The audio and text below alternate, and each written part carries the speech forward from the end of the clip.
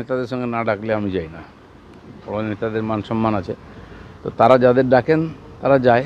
আর আমি প্রয়োজন হলে, আমার প্রয়োজন হয় না কারোর সঙ্গে, আমি তো সংগঠনের কাজ করে নিচে, যখন প্রয়োজন হয় তারাই ডাকেন আর কি করতে হবে তারা বলেন, সেটা আমরা পালন করি মাত্র। আগে গেছি যখন আমি প্রেসিডেন্ট ছিলাম, স্বাগত করতাম, ওনার সঙ্গে থাকতাম। এখন অন্যরা সেই দায়িত্বটা সামলাচ্ছেন, আমরা কার্যকর্তাদের বৈঠকে থাকবো না। অভিমানের কী আছে? দেখুন, রাজনীতিতে একটা লোকেদের মধ্যে ট্রেন্ড আছে যে নেতার পেছনে পেছনে ঘোরা, কারণে অকারণে 100-200 লোক দাঁড়িয়ে থাকে সারাদিন, দেখাও করে না, কিছু না। তো এটা একটা কালচার হয়ে গেছে, আপনারা ভাবেন বলতে এটাই ঠিক। আর আমাদের পার্টিতে যে ডিসিপ্লিন আছে, যে বৈঠকে যে প্রোগ্রামে যেতে বলা হয় কর্মীরা সেখানেই যায়। কোন নেতারা কোথায় থাকবে সেটা পার্টি ঠিক করে, সেটাকে আমরা মেনে চলি, এটাকে আমরা ডিসিপ্লিন বলি। কর্মীদের মনোবল চাঙ্গা করতে অমিত শাহ আসছেন। দলীয় স্তরে বিভিন্ন মিটিং হবে। দিলীপ ঘোষ দলের নেতা, ওনার বিষয়ে সিদ্ধান্ত নেওয়ার ক্ষমতা আমার নেই, মন্তব্য রাজ্য বিজেপি সভাপতি সুকান্ত মজুমদারের।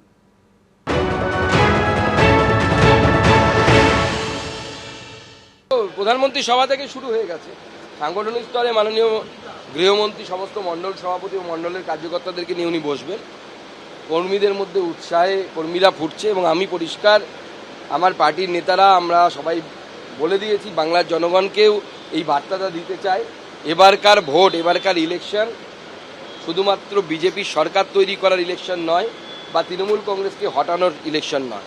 হিন্দু বাঙালির ঘটি বাটি এবং ইজ্জত সম্মান, এই তিনটে বাঁচানোর শেষ লড়াই। এবার যদি আমরা না করতে পারি তাহলে আগামী দিনে মুর্শিদাবাদের মতো আপনার আমার বাড়ির বউ মেয়েদেরকে ছাদ থেকে লাফ দিয়ে পালাতে হবে ইজ্জত বাঁচানোর জন্য জেহাদিদের হাতে।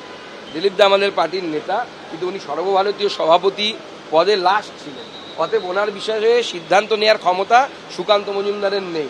সর্বভারতীয় স্তরেই সমস্ত সিদ্ধান্ত হবে।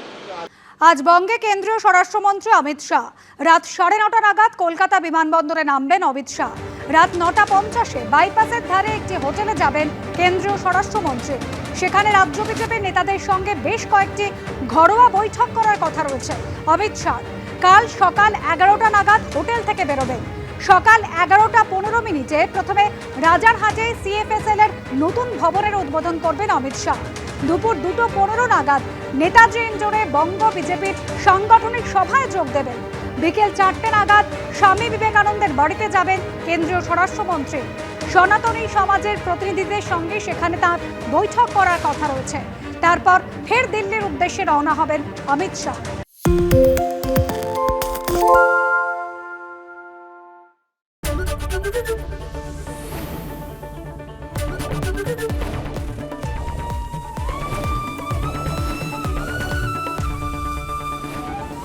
এবিপি আনন্দ, এগিয়ে থাকে, এগিয়ে রাখে।